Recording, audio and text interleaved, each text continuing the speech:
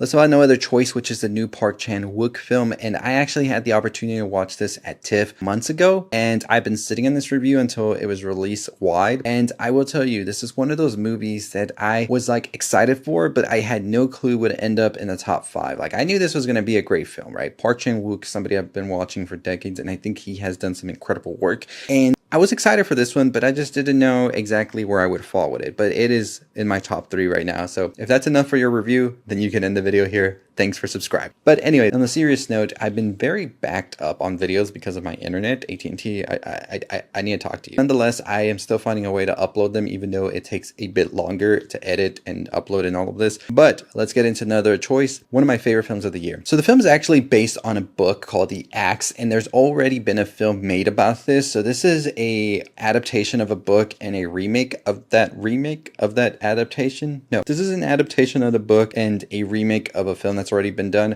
But I'm telling you, this could even feel like an original thing, because honestly, Park Chan and his team really take it in a direction that I thought was so like hard hitting. The question is, in this economy, how far would you go to secure a job? And I mean, it's a hard hitting question, because we do know that the economy, and we do know that things are a lot bleaker with AI and things like that. And so we definitely have this sort of like realm in which we live in which it seems that job security is kind of hard. And that's really what the film focuses on. Is this guy played by Lee Byung-hun called Man-soo, who works at this paper company for a long time. He's a veteran, and one day he just gets let go, and he doesn't even know how to function at this point. He's been there so long, he thought he was going to grow with the company. The same old bullshit that we hear from companies nowadays too, where they say, we're here, we want more money so we can work with our employees and give them what they need. And once they get that money from the government, it just, they lay off a ton of people. It's the same old story, and it's happened many times. That's why it doesn't ever make sense when you think of trickle economics. But anyways, let's get into the film. So basically you follow Man-soo as he is trying to secure the next job, but he has to go to drastic measures to take out the competition. That's as far as I'll go with the synopsis without spoiling things. And I think that this is a film that I just didn't know what the tone or anything of it was going to be. And when I went into this at TIFF, full line, let me tell you, to watch this for the press screening, everybody was wanting to see the new Park Chan-wook. I knew to wake up early. I did. I got my Tim Hortons. I was ready, caffeinated, ate my egg wrap, and I was ready to sit down with this one.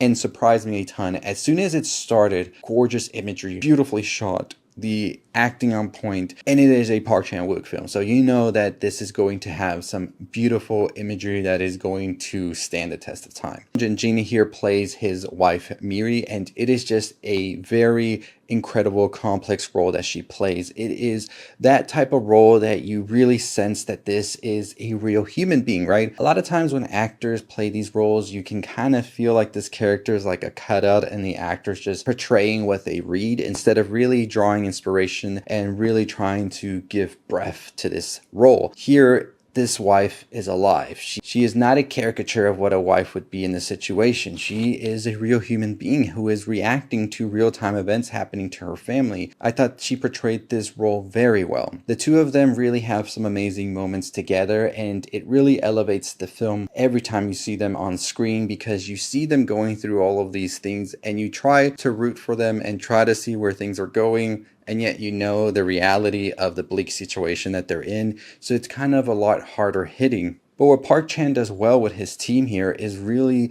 make it a dark comedy at the same time, because these absurd situations are happening, and if you're reading it, it's just gonna sound bleak, it's gonna sound sad, depressing, and it is. But the way that he constructs these scenes and the way that the actors deliver on these roles and just the way that the film is shot really also makes it a hard-hitting comedy. You're laughing at these people's despair, and you're laughing at the despair and everything that's happening, because it is just truth. It is truth. A lot of people go through these situations, and it's baffling to the mind to think that as a society we let this happen, and we have people that have to go to drastic measures in order to just get food on the table or have a house and shelter, that it's just comedic that it's still happening today and we let it happen. And I think that's what's brilliant about No Other Choice is this sort of state that we're in, and all of that really leaves people with no other choice. And I really, really love this film a lot for that. I want to get more into it. That's going to be in spoiler talk next week, so stay tuned, because I don't want to spoil things that happen in the movie because it's shocking, it's twisted, and it is very, very dark and bleak. So we'll talk about spoilers next week once it releases, but I am telling you, there is just something so like beautifully crafted here. Like Park Chan-wook is walking on a thin line without it feeling sort of like joking or bullying or something like that, right? It just feels like a great dark comedy. It is beautifully done and well crafted in that way. And so you don't get a sense that he is mocking. He is just looking at the situation and he's laughing, not at the people going through this, but at the system as a whole, at how absurd it is for them to be like this.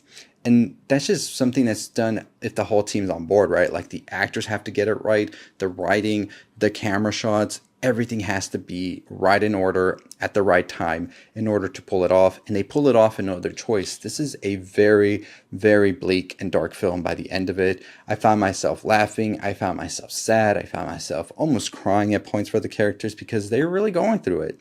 And it is just a tremendously done film. I really am telling you, check this movie out. It is beautifully shot. If anything, you don't like the story and all of that, I'm just going to tell you, it's beautifully shot. And I think that the comedy really lands well. It is really well written, sharp, and also twisted. So take that into consideration. This is not a sort of like lighthearted comedy. It's a very, very dark comedy. You have to really get into these very dark situations that these characters get into, and there's comedy written on it. I know some people might find that offensive, and that's how it is, and that's totally fine. So if you get easily offended by things, or if you don't really like dark comedies, this might not be your cup of tea right here. But if you do, and you like Park Chan-wook's films and just how amazing and beautifully created they are and just striking, you're going to love this a ton. It is in my top 3 right now of the year, and I wouldn't see it coming down. It didn't come down from the top 3 since TIFF, and I just don't see it coming down either. I have like a couple more movies I need to watch for the end of the year. It's still going to stay there, I promise you. It is just well done. Beautiful film, incredible stuff. Park Chan still got it, and I'm excited to see what he does next. So overall, No Other Choice. Check it out. You have no other choice. If you're a Park Chan-wook fan, no other choice. Go see No Other Choice. But anyways, I'll see all of you next time. Hit the subscribe button, hit the notification bell, on the road to 50,000 subscribers. That's our huge goal. I'll see you next time. Stay safe, stay positive.